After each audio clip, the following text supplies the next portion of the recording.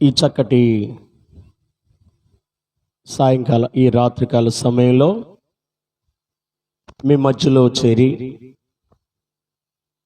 మీతో కలిసి దేవునిని స్తుతించడానికి, దేవుని వాక్యాన్ని మీతో పంచుకోవడానికి దేవుడు నాకు ఇచ్చిన ఈ మంచి సమయాన్ని బట్టి దేవుని నేను ఎంతగానో స్తుతిస్తూ ఉన్నాను.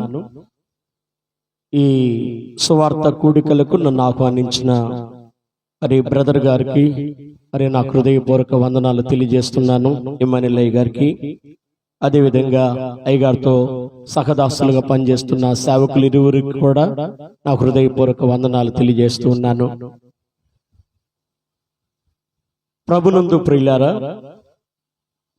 గత రాత్రి ఇప్పటికే దేవుడు దైవజనుల ద్వారా మీతో తన హృదయాన్ని ఆవిష్కరించి తను ఈ దినాలలో మీతో ఏం మాట్లాడాలని దేవుడు ఆశిస్తున్నాడో ఆ మాటలను గత రాత్రి దైవజనుల ద్వారా మీతో ఇప్పటికే మాట్లాడి ఉన్నాడని నేను నమ్ముతున్నాను. ఆయన అనుదినము కూడా తన హృదయాన్ని తెరిచి మనలో ప్రతి ఒక్కరితోనూ వ్యక్తిగతంగా మాట్లాడడానికి ఆయన ఇష్టపడుతున్న దేవుడు. అనుదినము ఆయన గడప యొద్ద కనిపెట్టుకుని ఆయన మాటల కొరకు ఎవరైతే ఎదురు చూస్తారో వారు ధన్యులు అని దేవుని వాక్యం సెలవిస్తా ఉంది. ఆయా సందర్భాల్లో మన ప్రియ ప్రభు అయిన యేసు వినుటకు చెవులు కలిగిన వాడు వినుగాక అని ఆయన మాట్లాడాడు. అంత మాత్రమే కాకుండా ప్రకటన గ్రంథంలో ఉన్న 7 సంఘములకు మరి ఆ సంఘపుల దూతలకు మరి ఆ ఉత్తరములు రాస్తున్నప్పుడు లేదా దేవుడు తన సందేశాన్ని పంపుతున్నప్పుడు ఆత్మ సంఘములతో చెప్పుచున్న మాట చెవిగలవాడు వినుగాక అని సెలవిచ్చాడు. కనుక ఈ రాత్రికాల సమయంలో ఈ మొదటి వర్తమానం వినడానికి మీరంతా ఇష్టపడుతుండగా ఆయన ప్రతినిధిగా, ఆయన రాయబారిగా, ఆయన చేత ఆయన పనికై పిలువబడిన వాడిగా, ఆయన చేత ప్రతిష్ఠించబడిన వాడిగా, ఆయన దీనదాసుడిగా నేను ఈ స్థలంలో నిలబడి ఉన్నాను. దేవుడు తన సేవకుని నోట ఏమైతే పలికిస్తున్నాడో ఆ మాటలను శ్రద్ధగా మనం వినే ప్రయత్నం చేయాలి, శ్రద్ధగా ఆలకించే ప్రయత్నం చేయాలి. ఎందుకు అంటే కీర్తనలో దావీదు అంటాడు, దావీదు ద్వారా దేవుడు పలుకుతాడు, ఇశ్రాయేలు నీవు నా మాట వినిన ఎడల నీకెంత మేలు అని సెలవిస్తాడు. దేవునికి స్తోత్రం. అంటే దేవుని మాటలను మనం చెవులు రిక్కించి లేదా ఆత్మ సంబంధమైన చెవులను తెరిచి ఆయన మాటలను ఆలకించటం వల్ల అద్భుతమైన ప్రయోజనాలను, భౌతికమైన, మానసికమైన, ఆధ్యాత్మికమైన ప్రయోజనాలను ఆయన నుండి మనం పొందగలం. ప్రాముఖ్యంగా ఈ రాత్రి మీ మధ్యకు వర్తమానం అందించడానికి దైవజనుడిగా నేను రాకముందు బ్రదర్ గారితో నాకున్న పరిచయాలను నేను తలపోసుకున్నాను. నాకు నేనే సుమారు మరి 35 సంవత్సరాల క్రితం 1991 లేక 92వ సంవత్సరంలో నేను మచిలీపట్నంలో ఇప్పుడు కొత్తగా కట్టిన రైల్వే స్టేషన్, అప్పుడు పాత రైల్వే స్టేషన్, ఆ రైల్వే స్టేషన్ దగ్గరలో ఇంటర్మీడియట్ చదువుతూ ఓ చిన్న గదిలో అద్దెకుంటూ అప్పుడప్పుడు ఆ రైల్వే స్టేషన్ దగ్గర రైలు పట్టాల మీద తిరుగుతుండేవాడు. తిరుగుతున్నప్పుడు ఆ ఖాళీగా ఉన్న ఆ రైలు పట్టాల ప్రక్కనున్న ఆ రైల్వే ప్లాట్ఫామ్ మీద చాలా ఖాళీగా ఉండేది ఆ దినాల్లో. అక్కడ దైవజనులు ఇమ్మానుయేల్ గారు కూర్చుని పరిశుద్ధ గ్రంథం తన ఎదుట పెట్టుకుని కన్నీళ్లతో ఒంటరిగా కూర్చుని ప్రార్థన చేస్తూ ఉండేవాడు. నాకు ప్రభువుతో ఆ 16-17 సంవత్సరాల వయసులో నాకంత వ్యక్తిగత అనుభవం లేదు, గాని పుట్టుకతోనే నేను కూడా క్రైస్తవ నామకరణం చేయబడిన వాడిని. మా నాయనమ్మ ఏనాడో ప్రభువుని అంగీకరించింది. అందుకే ప్రభువు అంటే నాకు ఇష్టం, కానీ వ్యక్తిగతంగా యేసుక్రీస్తుకి నాకు ఏ విధమైన సంబంధం లేదు. ఆ దినాల్లో ప్రార్థిస్తున్న దైవజనుడిని చూసి ఈయన గారు ఎవరో గాని చాలా అద్భుతంగా ప్రార్థన చేస్తున్నాడు, కన్నీరు కార్చి ప్రార్థిస్తున్నాడు అని అనుకున్నాను. కాలక్రమంలో కొద్ది నెలలు గడిచాక దైవజనులు జుజ్జువరపు రాజారావు గారని ఒక దైవజనుడు ఉన్నాడు. ఆయన కూడా ఒక అద్భుతమైన దైవజనుడు. ఆ దినాల్లో 2వ రాకడ సందేశాలు చాలా అద్భుతంగా అందించేవారు. ఆయన గారు 2 మంచి క్రైస్తవ పుస్తకాలు రచించారు. ప్రళయం వలె వచ్చుచున్న దేవుని ఉగ్రత, ఆర్ యు రెడీ, నీవు సిద్ధముగా ఉన్నావనే 2వ పుస్తకాన్ని రాశారు. ఆ దినాల్లో ఆయన ఎక్కువ వ్యాసాలు 2వ రాకడ గురించి రాస్తూ ఉండేవాళ్ళు. దైవజనులకి వారికి ఉన్న పరిచయాన్ని బట్టి రాజారావు గారికి నాకు కొంచెం పరిచయం ఉన్న కారణాన ఆ తర్వాత అయ్యగారు నాకు పరిచయం అయ్యారు. అనతి కాలంలో వీళ్ళు చాలా పెద్ద వయసున్న దైవజనులు, వీరితో పాటు మరొక దైవజనులు కలిశారు. మొత్తం 3 దైవజనులు వీళ్ళు సహవాసంగా ఉంటుండేవాళ్ళు. ఆ దినాల్లో 1992వ సంవత్సరంలో ఈ దైవజనులంతా కలిసి రాజమండ్రిలో ఆంధ్ర క్రైస్తవ మహాసభలని డాక్టర్ వైబి అగస్టిన్ గారు అక్కడ సభలు ఏర్పాటు చేశారు. ఆ సభలకు వీరితో పాటు నన్ను కూడా వెంట పెట్టుకుని వెళ్ళినప్పుడు ఆ సభలలో నేను ఎంతగానో దీవించబడ్డాను. అట్టి గొప్ప దైవజనులు ఈ ప్రాంతానికి దాదాపు 35 సంవత్సరాల క్రితం ఈ ప్రాంతానికి వచ్చి మోకాళ్ళ ద్వారా ఓ అద్భుతమైన పరిచర్యను కట్టి మీలో అనేక మంది ఆత్మల కోసం ప్రయాసపడి ప్రభువులో మీ అందరినీ నిలబెట్టారంటే ఆ కార్యాన్ని బట్టి దేవుణ్ణి నేను ఎంతగానో స్తుతిస్తూ ఉన్నాను. ఆయన కార్చిన కన్నీటికి ఫలితంగా దైవజనులు దేవుని ఎదుట మోకరించిన మోకాళ్ళ ప్రార్థన ఫలితంగా అనేక మంది ఆత్మలు ఈ ప్రాంతంలో రక్షించబడ్డారని విని దేవుని నేను ఎంతగానో స్తుతిస్తున్నాను. ఆ తర్వాత కాలక్రమంలో అప్పుడప్పుడు దైవజనులు ఉపవాస కూటాల సమయంలో, జులైలో జరిగే ఉపవాస కూటాల సందర్భంలో గాని ఇక్కడ కూడా 1-2 సందర్భాల్లో పాల్గొన్నట్టు నాకు గుర్తు. అదేవిధంగా ప్రసాదం పాడులో కూడా 1-2 సందర్భాల్లో ఆయా సందర్భాల్లో వాక్యాన్ని అందించినట్టు కూడా గుర్తు. ఏదేమైనా ఒక గొప్ప దైవజనుని అడుగు జాడల్లో, గొప్ప దైవజనుని యొక్క దర్శనంలో పాలి భాగస్తులైన మీరంతా ఎంతో ధన్యులు అని నేను జ్ఞాపకం చేస్తూ ఉన్నాను. ఈ దినాలలో ప్రార్థించే దైవజనులు బహు అరుదు, భారంగా మొరపెట్టే దైవజనులు బహు అరుదు అని చెప్పి నేను మనవి చేస్తున్నాను. ఇంచుమించుగా నేను కూడా ప్రభువు యొక్క కృపను బట్టి 30 సంవత్సరాలుగా దేవుని సేవలో ఉన్నాను. 32 సంవత్సరాలు. 1994వ సంవత్సరంలో నా స్టడీస్ ని నేను డిస్కంటిన్యూ చేసి దేవుని యొక్క పనిలోనికి వచ్చాను. ఓ 2 సంవత్సరాలు సువార్త పనిలో తిరిగాను 96 వరకు. 96 నుండి సంఘ పరిచర్యలో ఉండి ప్రభువు కూడా తన కృపను బట్టి నాకు కూడా ఓ 3 చిన్న సంఘాలను దేవుడు అప్పగించాడు. వాటిని దేవుడు అప్పగించిన సంఘాలను అలాగే దేవుని మీద ఆనుకుని ముందుకు కొనసాగిస్తూ ఉన్నాను. ఈ రాత్రి మీ అందరితో కలిసి ఇలా ఉండడాన్ని బట్టి నేను దేవుని ఎంతగానో స్తుతిస్తున్నాను. ఈ రాత్రి మీతో ఏమి సందేశాన్ని పంచుకోవాలి అని సాయంకాలం నేను ఆలోచన చేస్తున్నప్పుడు దైవజనులు ముద్రించిన పాంప్లెట్ లో ఉన్న ఆ పై వచనాన్ని నేను చదివి నాకు ఒక ఇంత డౌట్ వచ్చి నాకు కాల్ చేసిన పాస్టర్ రత్నశేఖర్ గారికి ఫోన్ చేశాను. ఇదేనండి మీటింగ్ థీమ్, ఇదేనా అని అడిగాను. దేవునికి స్తోత్రం. అంటే నేను మరొకసారి నా డౌట్ క్లారిఫై చేసుకున్నాను. సాధారణంగా ఆ వాక్యం సువార్త కూటాల్లో మనం ఎక్కడ చూడం, కానీ దైవజనులకు దేవుడిచ్చిన ఆలోచన, దేవుడిచ్చిన నడిపింపు, దేవుడిచ్చిన భారాన్ని బట్టి ఆ వచనాన్ని ఆ పాంప్లెట్ మీద ముద్రించారు అని నేను భావించాను. ఆ తర్వాత ఆ వచనాన్ని గురించి దేవుని సన్నిధిలో ధ్యానం చేస్తూ నా ప్రయాణాన్ని సాగిస్తూ వచ్చాను. దేవునికి స్తోత్రం. ఆ వచనాన్ని ఒక్కసారి చదువుదామండి. పాంప్లెట్ మీద ఉన్న రాయబడిన వచనం అంతటా ప్రకటన గ్రంథం 14వ అధ్యాయం 13వ వచనం. అంతటా ఇప్పటి నుండి ప్రభువునందు మృతులు ధన్యులని వ్రాయుమని పరలోకము నుండి ఒక స్వరము చెప్పగా వింటిని. నిజమే, వారు తమ ప్రయాసములు మాని విశ్రాంతి పొందుదురు, వారి క్రియలు వారి వెంట పోవునని ఆత్మ చెప్పుచున్నాడు. చాలు.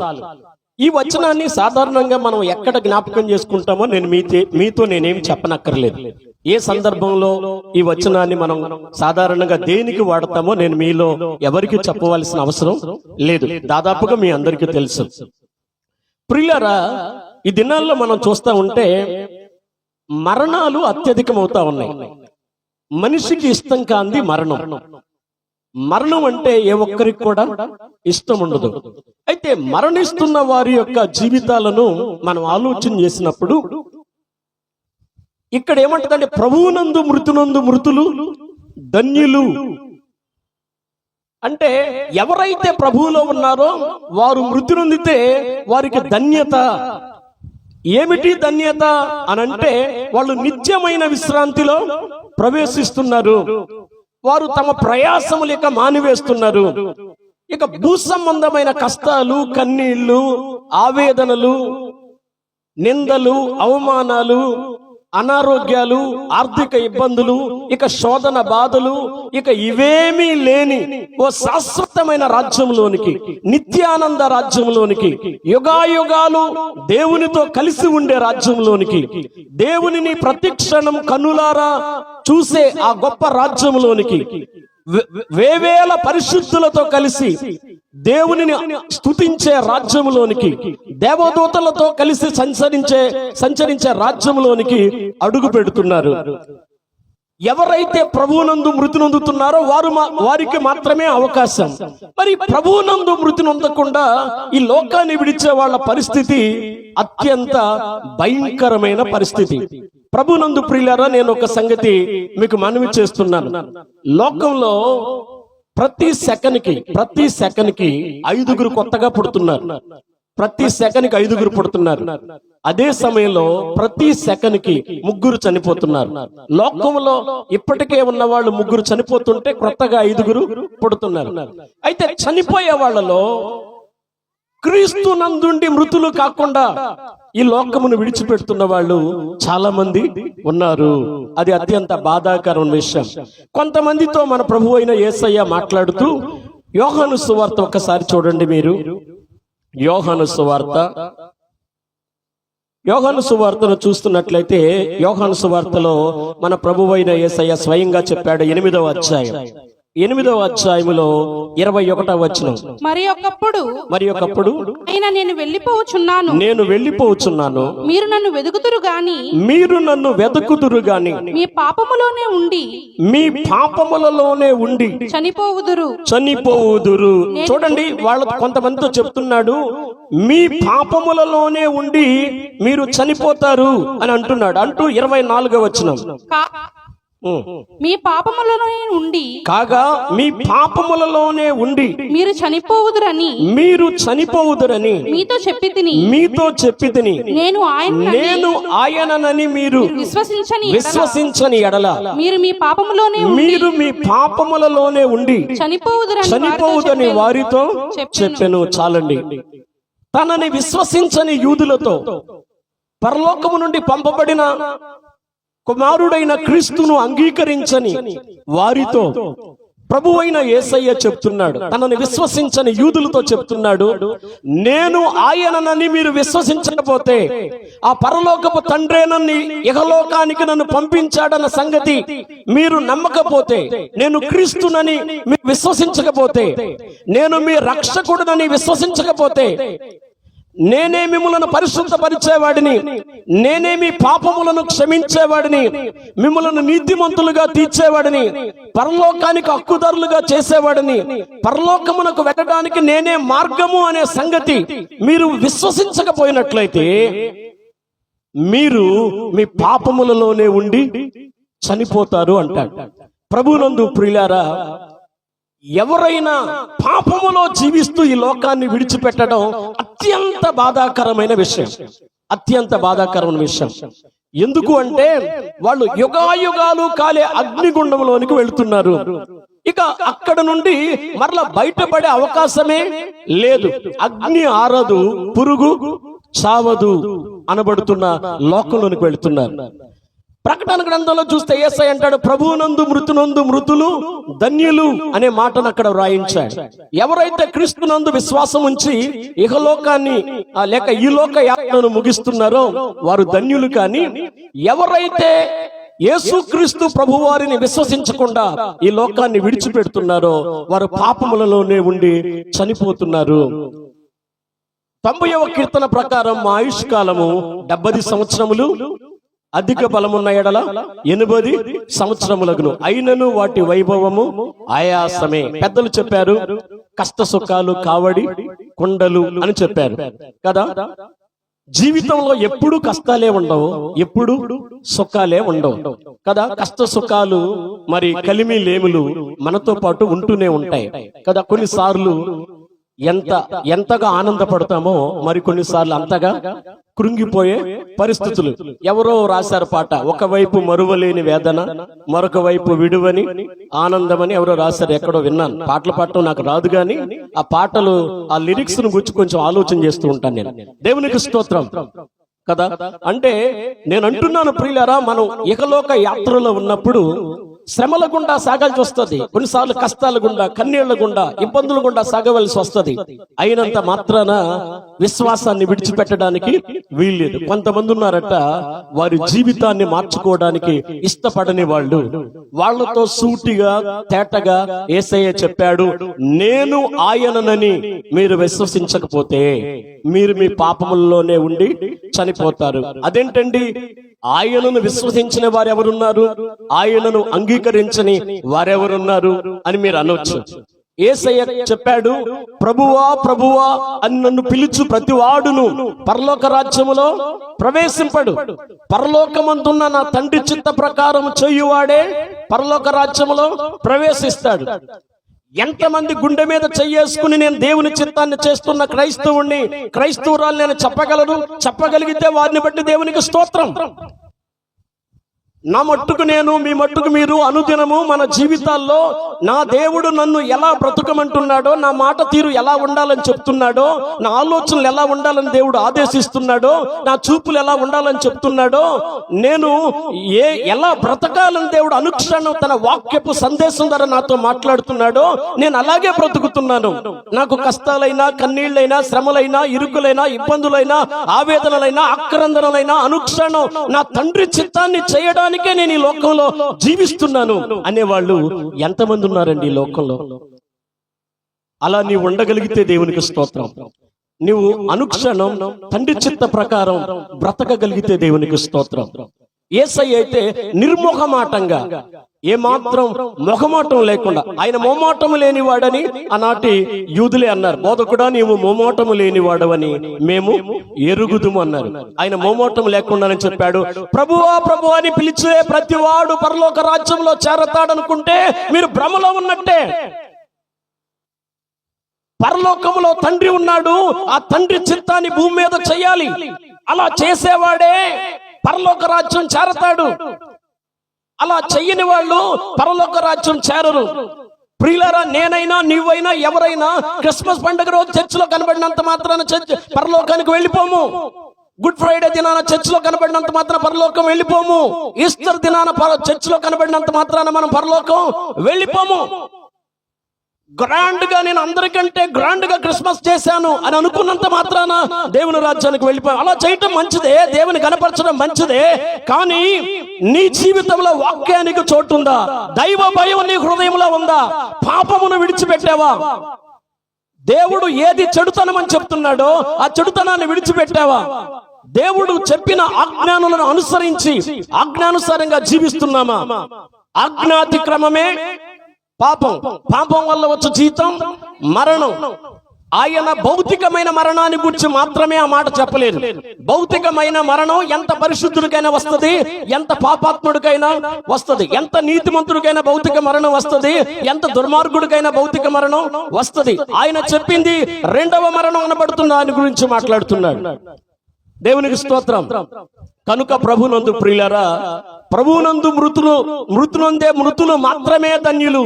పాపములలో ఉండి ఎవరు చనిపోతున్నారో వారిని గురించి యేసయ్య చెప్పాడు, ఒకడు సర్వలోకమును సంపాదించుకుని, ఎంత సంపాదించుకుని? ఒకడు సర్వలోకమును సంపాదించుకుని తన ప్రాణమును పోగొట్టుకుని ఎడల వానికేమి ప్రయోజనము? అంటే చనిపోయిన ఎడల అని మాత్రమే మీరు అనుకోవద్దు. తన్ను తాను నష్టపరుచుకుని ఎడల అంటే తన ఆత్మను నరకములోనికి పోగొట్టుకుని ఎడల వానికేమి ప్రయోజనం?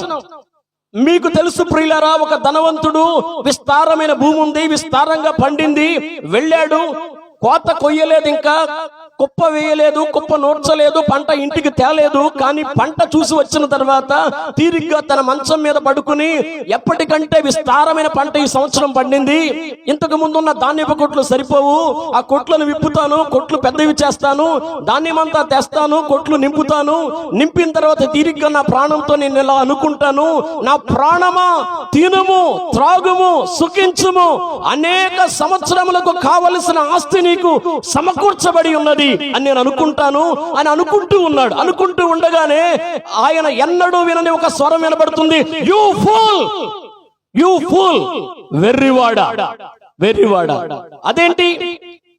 అదేంటి పంట పండించుకోవడం వెర్రితనమా?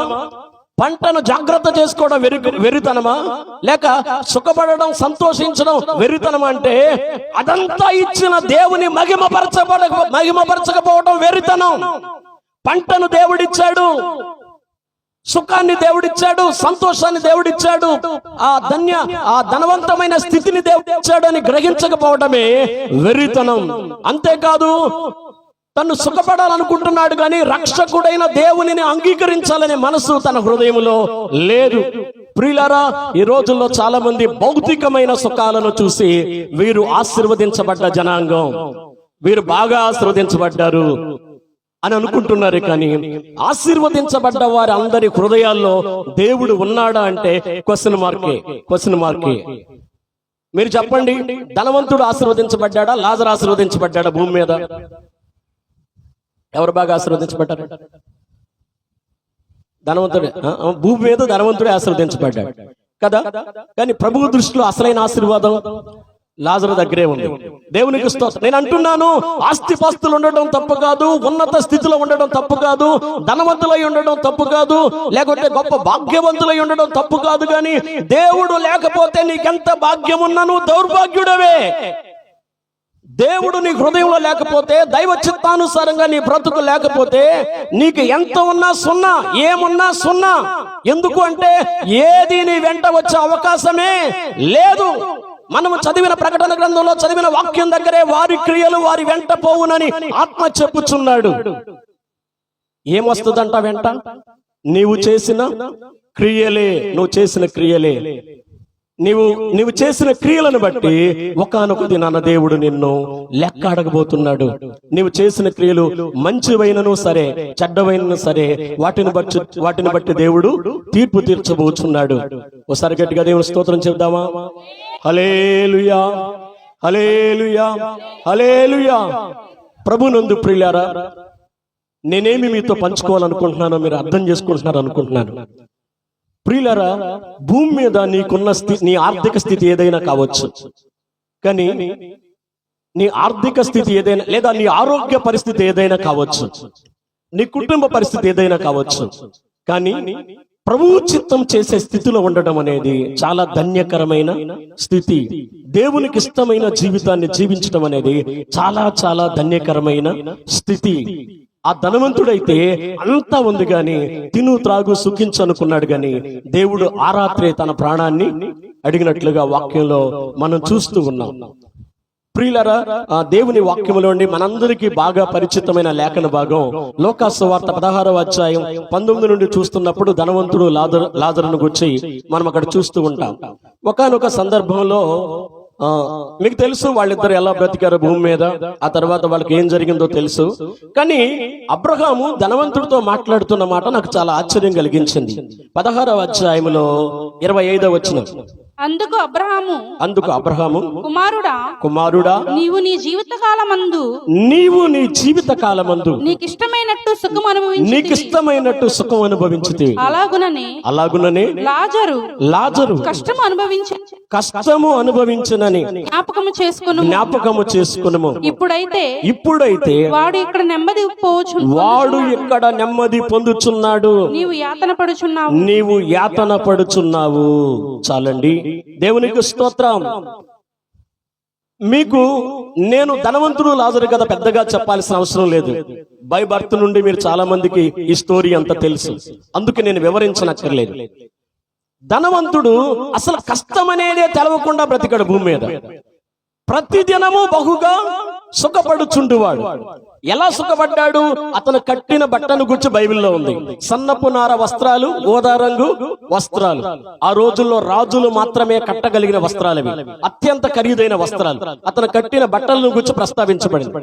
అతను శ్రేష్టమైన తిండిని తిన్నాడు. అతని బల్ల మీద నుండి పడు రొట్టె ముక్కలతో లాజరు ఆకలి తీర్చుకొనగోరాడు అని వాక్యంలో మనం చూస్తాం.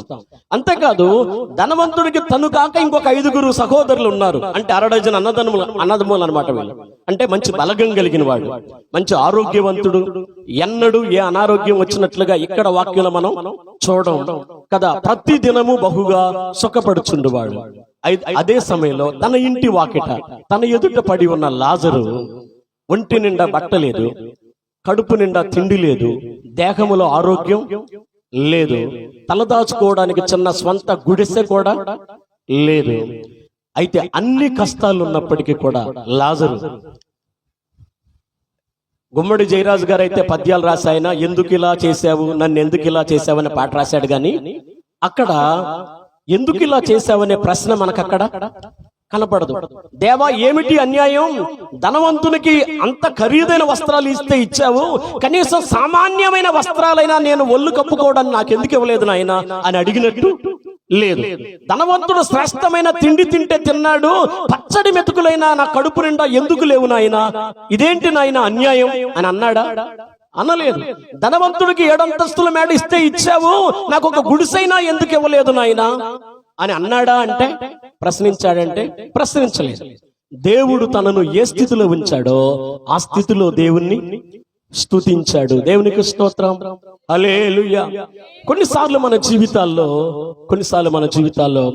ఇప్పుడు నాబోటి వాళ్ళు చిన్న ఆల్టో కారు కొనుక్కున్నాం అనుకోండి, ఎవరో బ్రదర్ లాంటి వాళ్ళు అత్యంత ఖరీదైన కారు నా ముందేసుకెళ్తున్నారు అనుకోండి, ఎప్పుడు ఇలాంటి కారు కొంటారు. అప్పుడు వరకు ఒక కారు కొనుక్కున్న సంతోషం ఉంటది, ఆ బ్రదర్ని చూసిన వెంటనే నాకున్న సంతోషం కాస్త అలాంటి కారు ఇప్పుడు కొంటానా అనిపిస్తుంది కదా. ఏది లేనప్పుడు ఏదైనా ఒక చిన్న సొంత రేకుల షెడ్ అయినా ఉంటే బాగుండు అనుకుంటాం. నా ఫ్రెండ్ ఎవరో నేను రేకుల షెడ్ వేసుకున్న మరుసటి రోజే చక్కటి బిల్డింగ్ కట్టుకున్నాడు. నాకున్న సంతోషం అంటే అందరూ అలా ఉంటారని అంటలేదండి, కొంతమంది సంగతి చెప్తున్నానండి. దేవునికి స్తోత్రం. అంటే భూమి మీద ఏమి లేదు, సంతృప్తి అనేది లేదు. ఎంత ధనం ఉంటే మానవుడు సంతృప్తి చెందుతాడు? ఎంత ధనమున్నా సంతృప్తి చెందే పరిస్థితి లేదు. కానీ పౌలు చెప్తాడు, మనం ఈ లోకములోనికి ఏమీ తేలేదు, దీనిలో నుండి ఏమి తీసుకొని పోలేము, కాగా అన్న వస్త్రములు కలవారమయ్యుండి ఏం కలిగి ఉందాము? సంతృప్తిని కలిగి ఉందాము అని చెప్తూ ఉంటాడు.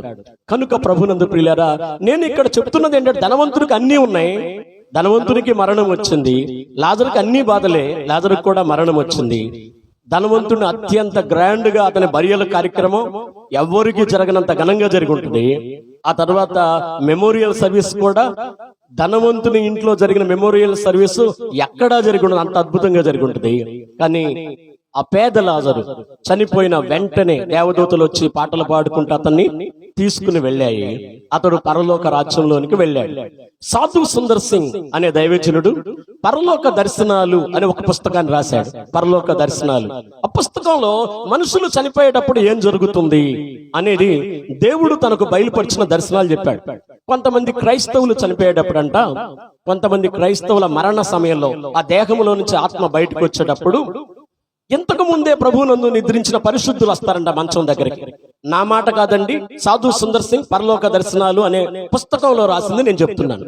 ఆ పరిశుద్ధులు వచ్చి చక్కగా ఆ దేహములోంచి ఆత్మ బయటకు వచ్చి నుండి ప్రభువునందు మృతులు ధన్యులు. కొంతమంది జీవితాలు మనం చూస్తా ఉన్నట్లయితే క్రీస్తు లేకుండా లేదా రక్షణ లేకుండా ఈ లోకాన్ని విడిచిపెట్టడం అనేది అత్యంత విచారకరమైన విషయం. డాక్టర్ సర్వేపల్లి రాధాకృష్ణన్, భారత మాజీ రాష్ట్రపతి, ఒకానొక సందర్భంలో చెప్పాడంట, క్రైస్తవులు అసాధారణమైన హక్కులు కలిగిన వాళ్ళు అని అన్నారట. ఎవరో పక్కనున్న వ్యక్తితో ఏంటండి అని ప్రక్కన ఆయన అడిగాడట రాధాకృష్ణన్ గారిని. అడిగితే, క్రైస్తవులయ్యా ఏకకాలంలో 2 పౌరసత్వాలు వాళ్ళకు ఉన్నాయని చెప్పాడు. ఏకకాలంలో 2 పౌరసత్వాలు, ఒకే టైంలో 2 పౌరసత్వాలు. ఏంటంటే ఇక్కడ ఆధార్ కార్డు, ఓటర్ కార్డు ఉంటది, ఇదే సమయంలో మన పౌరసత్వం పరలోకమందు ఉన్నదని ఎరుగుదుము. ఫిలిప్పీ పత్రికలో అపోస్తలుడైన పౌలు చెప్తాడు. మన పౌరసత్వం ఎక్కడ ఉందంటండి? పరలోకంలో ఉంది. ఎప్పుడైతే మనం ఈ లోకాన్ని విడిచిపెడతామో ఆ బంగారపు వీధుల్లో మనం అడుగు పెడతాము, లేదా పరలోక రాజ్యంలో తగిన సమయంలో దేవుడు నిర్ణయించిన సమయంలో అక్కడ అడుగు పెడతాము. అప్పుడిక భూ సంబంధమైన ఇక ఏ విధమైన ప్రయాసములు మనతో ఉండే అవకాశమే లేదు. దేవునికి స్తోత్రం, హల్లెలూయా. వాక్యములో ఒకానొక సందర్భంలో యెషయా గ్రంథంలో దేవుడు అంటాడు, గాలివాన చేత కొట్టబడి ఆదరణ లేక యున్నదానా, నేను నీలాంజనం అనారోగ్యాలు వచ్చినాయని కృంగిపోవద్దు. ఏ స్థితిలో ఉన్నప్పటికీ కూడా లాజరు వలె దేవునిని మనం స్తుతించగలగాలి. దేవునికి స్తోత్రం. దేవుడు స్వస్థపరచడా, స్వస్థపరుస్తాడు. ఆశీర్వదించడా, ఆశీర్వదిస్తాడు. కొన్నిసార్లు దేవుడు మనల్ని పరీక్షించాలనుకున్నప్పుడు పరీక్షిస్తాడు. శ్రమలలో సహితం ఆయన మనల్ని చెయ్యి విడిచే దేవుడు కాదు. శ్రమలలో నేను అతనికి తోడయుండి అతని విడిపించి అతని గొప్ప చేసేదను. దేవునికి స్తోత్రం, హల్లెలూయా. నా తర్వాత వాక్యం అందించబోయే బ్రదర్ గారికి నాకు పర్సనల్ గా పెద్ద పరిచయం లేదు, కానీ బైరాగిపాలెం అనే ఒక చోట మేమిద్దరం వాక్యం చెప్పాం. ఆ పాస్టర్ గారు గుర్తుందో లేదు కానీ నాకు గుర్తుంది. అక్కడ పాస్టర్ గారు ఒక మాట చెప్పాడు, కడుపు నిండిన వాడు భక్తిలో భ్రష్టుడవుతాడా, కడుపు కాలినోడు భ్రష్టుడవుతాడంటే, లేదా మరో మాటలో చెప్పాలంటే కష్టాలు ఎక్కువైన వాళ్ళు దేవునికి దూరం అవుతారా, సుఖాలు ఎక్కువైన వాళ్ళు దూరం అవుతారా అంటే ఎవరు దూరం అవుతారు చెప్పండి మీరు? సుఖాలు ఎక్కువై భ్రష్టులు అయ్యే వాళ్ళు ఉన్నారు, సుఖాలు ఎక్కువై దేవునికి దూరం అయ్యేవారు ఉన్నారు, కానీ కష్టాలు వచ్చి నేను ప్రభువుని విడిచిపెట్టే వాళ్ళు ఎవరు లేరు. కనుక ప్రభువును ఆ బ్రదర్ గారు ఆ రోజున చెప్పిన మాట నాకు జ్ఞాపకం ఉంది. దేవునికి స్తోత్రం. కనుక ప్రభునందు ప్రియులారా, మనం అంత్య దినాల్లో ఉన్నాం, అపాయకరమైన కాలాల్లో ఉన్నాం. మరి ముఖ్యంగా ఏ క్షణమైనా మన ప్రియ ప్రభు రాబోతున్నాడు. ఆయన రాకడ సూచనలన్నీ దాదాపుగా నెరవేరిని. ఏ క్షణంలోనైనా ప్రభు రాబోతున్నాడు. మన తుది శ్వాస వరకు నమ్మకం ఉందాం. లేదా ఆయన రాకడ ఎప్పుడు వచ్చినా రెప్పపాటున మార్పు చెంది మహిమ శరీరాన్ని ధరించి ఆయనను కలుసుకునే ప్రయత్నం చేద్దాం. కనుక విశ్వాసమును ఎట్టి పరిస్థితులు విడిచిపెట్టడానికి వీల్లేదు. మన భక్తిని దినదినం కాపాడుకుందాం. దేవుడి మాటలు దీవించునుగా. ఆమేన్.